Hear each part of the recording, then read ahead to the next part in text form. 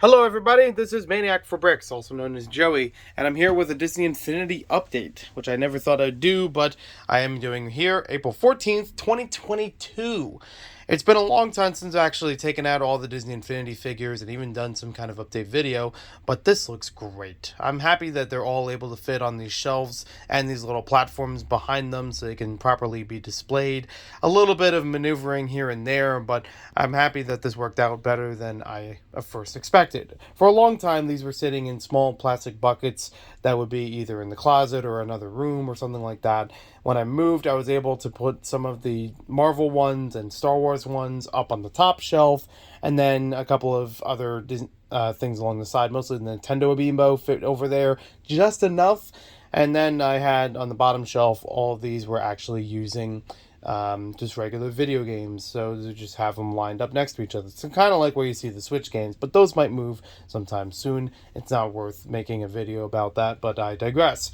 So, Disney Infinity was something that I enjoyed back in the day of Toys to Life when it was much more popular.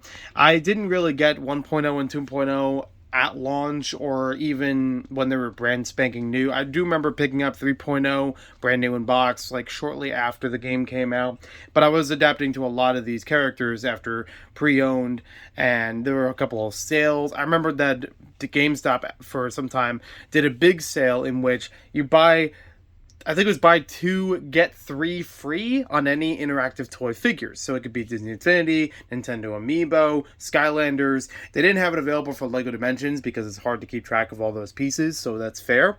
And it was honestly a great deal for me because it was helping me collect a lot of different characters to play in these games without having to spend through the roof. Because, yeah, Toys to Life, one of the biggest problems of it is that they were very expensive. These would be $10 or so a figure at least. And in some figures, it could be much more expensive, where they came in a certain pack of $20 or $25 things, or including other accessories with them, bundling some figures together. It might be the only ways of getting them. There was one or two that was actually very exclusive. Right down here, the Symbiote Spider-Man was a exclusive for the DS version of Disney Infinity 2.0, because 2.0 had Marvel stuff. So yeah, it was kind of weird, and I picked that one up second-handed. Which was perfectly fine because I had seen the DS one in store in a GameStop one time, but I was like, I don't even have a DS at the time. I don't think I would even play it on the DS. So it's only just to get it for the figure, and it would have been, not worth the rest of it. So getting the figure on its own was perfectly fine. At the same time, I got that, which was only a few months ago from Nostalgia Games and More up in Northern Jersey. I picked up Hulk, and I found out I already have a Hulk. Yeah, I have two of them. But oddly, that's happened with a couple of figures. I've had multiples of some of these just by accident. That I forgot that I already picked up a figure at one point, and then I wind up finding another one on sale or something, and I pick it up. But Thor was probably the only one that I intentionally, well, that and Vader kind of. Thor was probably the only one I intentionally got because I remembered Kmart had the 1.0 box. No, 2.0. I got it confused again. The 2.0 box sealed was dirt cheap at a Kmart back in the day. And I decided to get it just to get the figures because I don't think I had Iron Man or Black Widow at that point. I only had Thor.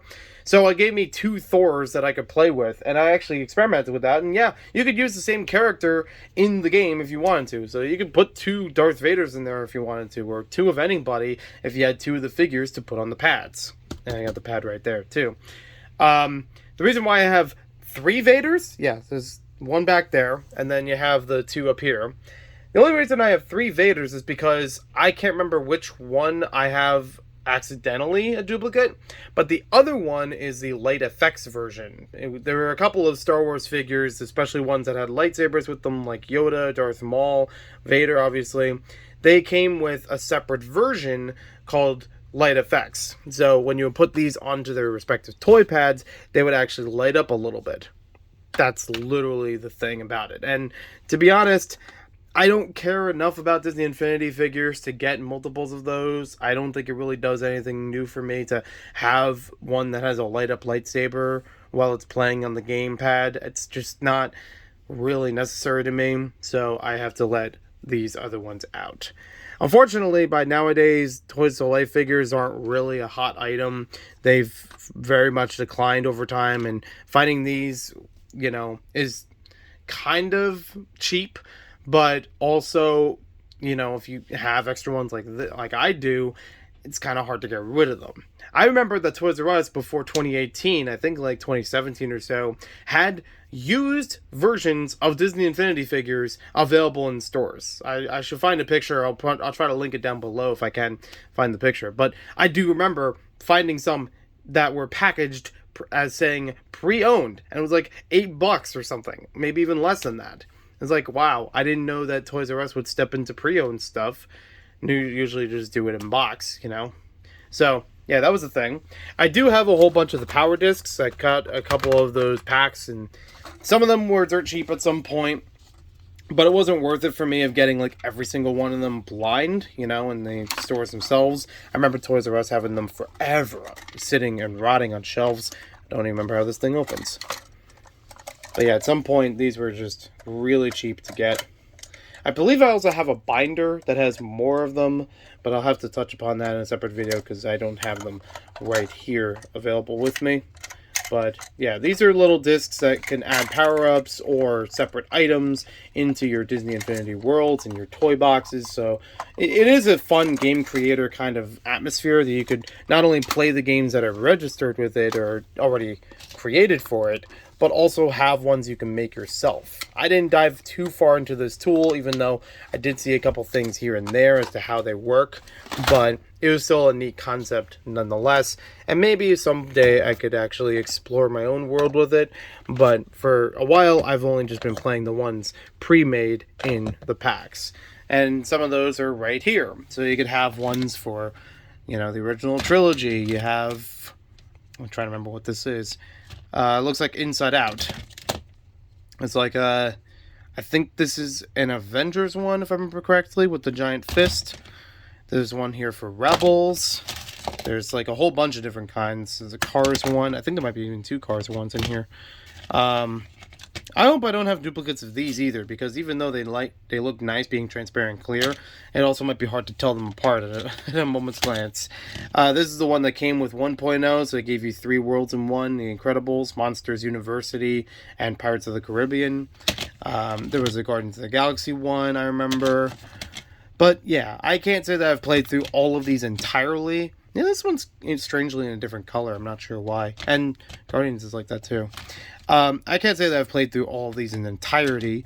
There are some of them that I've only played like a couple minutes here and there. This one I think is the Old Republic, or not Old Republic. What's it called? It's Clone Wars. That's the one. Wait, hold on. Yep. Okay. I literally found this out on camera. I do have 2 of these that are exactly the same. Well, that's a bummer. Yeah, nothing else really looks different between them. Little number 1 or 2 on them, but whoops. Yeah, I have to figure out where that's going to go. But yeah, I did want to at least try to make some space, because I was able to move around some video games from this area, so I could actually make room here to have these as a proper display and not run into the trouble of buying them accidentally again like I did for the Hulk. So I'm glad that they're out here and not shoved away into the closet. I think they'll look nice as a display piece. And if I do want to play the games again, at least it's easy to reach for them and know what's available. I don't really see myself getting more after this. The only ones that I can think of that I think I have Phineas, but I don't know where he is. I know I've held him in hand before, and I do not know where he is. So I'm glad that there is an open spot where the Disney Originals are, so I can actually fit him in. If anything, yeah, it would be nice to fit him with Perry, so I might just have to swap him with somebody else just to get the theming, putting the similar things together like that. But yeah, otherwise, I'm pretty happy with how everything's come out here. I'm also happy having a Black Symbiote Spider-Man just as a nice addition, since that was one I've already known for a long time, and just kind of, oh yeah, I just happened to find this, and it's not too expensive, so yeah, it'll be good to add in there. Yes, the Marvel ones kind of overlap on the shelf a bit.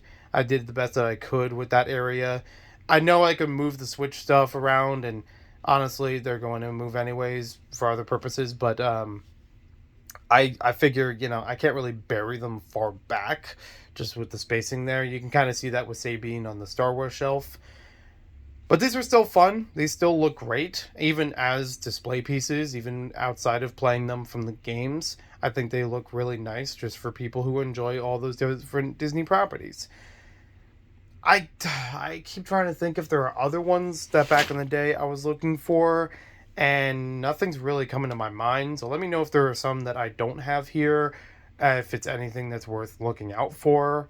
I remember that the skill trees was kind of a slog when playing like the Marvel and the Star Wars ones. Like I didn't even play that far into the Star Wars ones each because it took so much more to do in each of those games. It felt like Lego games have already been kind of long playing through levels. This felt like twice that, and that's kind of a turnoff for me. But these are still great looking figures. They still have a bit of dust and need a little bit of cleanup here and there, but I'm still happy having them nonetheless.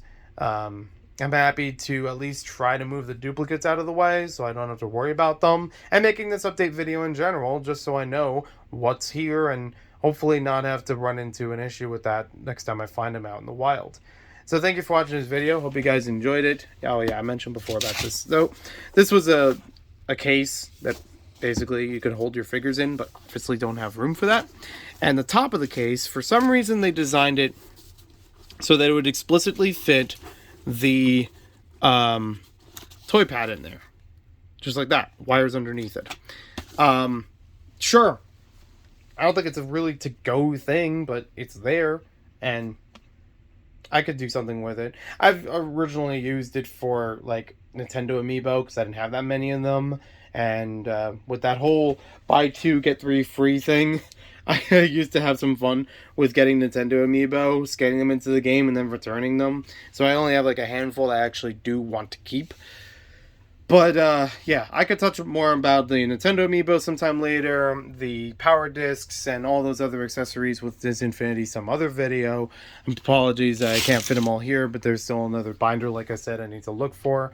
So thank you for watching this video. Hope you guys enjoyed it. Let me know if I missed anything, or if there's something I should be looking for in the comments down below, or which ones you've collected, or what good times you had with Disney Infinity while playing it. I'll see you next time with more videos, hopefully more video game videos real soon, if game capturing works out well. So, talk to you later.